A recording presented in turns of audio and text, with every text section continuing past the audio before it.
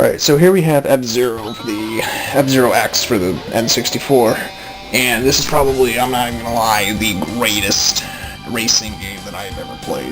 Not in the series. I think that's GX for the GameCube, which I still haven't touched yet, and that's a whole nother story. But the F-Zero series, you cannot go wrong with it. There's so many great things about these games, and I mean, you just read the reviews, they're like, every game does it right. But it's like, geez, man, you know, these games are difficult, and they're fun. Okay, so if you, put it this way, every racing game, there's always, like, you're usually going, like, maybe 50 miles an hour. Or if you do something like Need for Speed does, where you're going, like, maybe 200 and, you know, Burnout and, like, not just Burnouts like you do with your tires and all that, but, like, the Burnout series, Twisted Metal, you know, just to name a few other racing series. But, you know, a lot of people, there's a fan base for everything, you know, and F-Zero fits that description perfectly. You know, you go, there's no items. It's nothing but pure skill, and the difficulty curves between each difficulty usually sparks very high. Like, for example, like in F-Zero X, for example, there's 6 courses per each cup, but what you're not seeing is that there's one of them that you have to unlock, and this is actually probably really important, but if you buy a N64 copy of F-Zero X, I think there's an expansion pack that comes with it, its own expansion pack. It allows you to unlock more stuff. I think it's called the F-Zero X kit or something like that. I'm sure you can find it off eBay or something like that, or Amazon. I don't know how much it goes for though, but you know, whether, you know, it's for the Japanese or the English version, depending on what copy you get. But what's really weird though is that, you know, there's even a code in the game where you can unlock stuff. I think there's even more stuff in the game that you can't technically access. The cartridges, they seem to have, like, I mean, okay, you know, every cartridge has, like, some sort of a battery save on it. F-Zero X seems to, like, even if you play it on an emulator, it's really interesting, like, there's, like, it's something, like, not in the game itself, but I guess even the emulator that you play the game on doesn't save it specifically, to the point where you have to save to really save it, because as soon as you turn or close the browser, the game will immediately reset. All the times are lost and everything's gone. But with F-Zero X on a cartridge, though, there was something else on there that saved the game.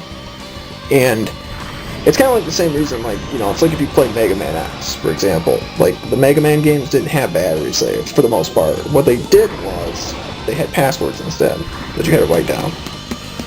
Which was really interesting. So F-Zero X kind of does the same thing. But if you have a cartridge, though, again, the game will save it. But they can also run dry, too. But N64 cartridges, at least from what my friend was telling me, and he sells video games, from what I understand, he says that he's never had an issue with replacing batteries as far as N64 games go. But it is possible, you know, but that's, I'll have to ask him if you... No, but anyways, F-Zero X, you can go like 1,200 miles an hour, 1,300 if you're lucky. It's crazy. Like, you know, you want another really good example. They took Rainbow Road from Mario Kart 64. They put it in this game. It's longer than it looks, but the map scales are a little bit different, or like smaller than comparison. But you're still going like way faster. You could probably finish Rainbow Road and F-Zero X like 3 times, then you could finish it 1 time on the N64 version of Mario Kart. It's pretty crazy. It's really crazy, really. And what else was there? F-Zero X, you can play as 30 different characters. And in F-Zero X, it kind of does, like, it threw out the old ranking system. Like, you go 3 laps instead of 5, and the thing that's really interesting is that instead of going rank 15 to 10 to 7 to 5 to 3, you know, like, if you remember that to qualify, you had to, you know, you just had to come in first, or whoever finishes first gets more points, and everybody gets points depending on what, you know, percentage they come in. Again, it's sort of like Mario Kart, but I would consider it better, although I love both series. And again, another thing that's really cool about F-Zero X is that every character is different in their own way, and even before you go into the battles, like, you know, before you have like all these different options, like death race, be the last one standing, practice. You can just keep going around in a circle. There's even one option. I mean, I swear I learn something new every time I play this game. It's like you can even race your ghosts that are previously saved on the game, and they can play them simultaneously at the same time while you're playing it. So you can see like as if you're racing like 30 different ghosts at the same time of previous recordings. So you can see like who's got the faster time and all that. And it's like it's just so cool for a racing game. that's why the F-Zero series is so legendary to me. It's because it started off as just a racing game, but like over time though, it was a series that evolved, and like you would play this game over and over again, and it'd be like, there's a racing game right there for it. There's like nothing, there's just like so many things I could say about it, and like you just play it for yourself and you'll still learn new things about it.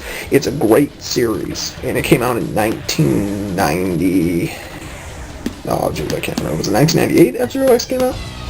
I don't remember, don't quote me on that, I'll have to look it up, but the original F-Zero came out for 2000, or 1991 on the, I think it was November 21st, 1990 was F-Zero's birthday. That's when it was released in the United States.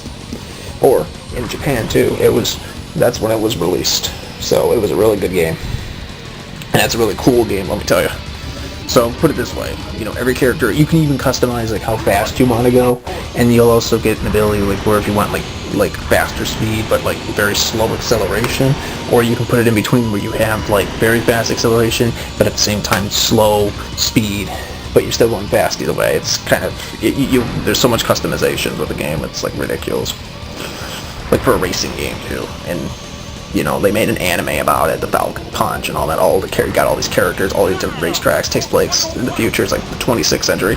There's aliens on other planets, and then like there's like everybody's like here and there. And everybody's got like their own character design and all that.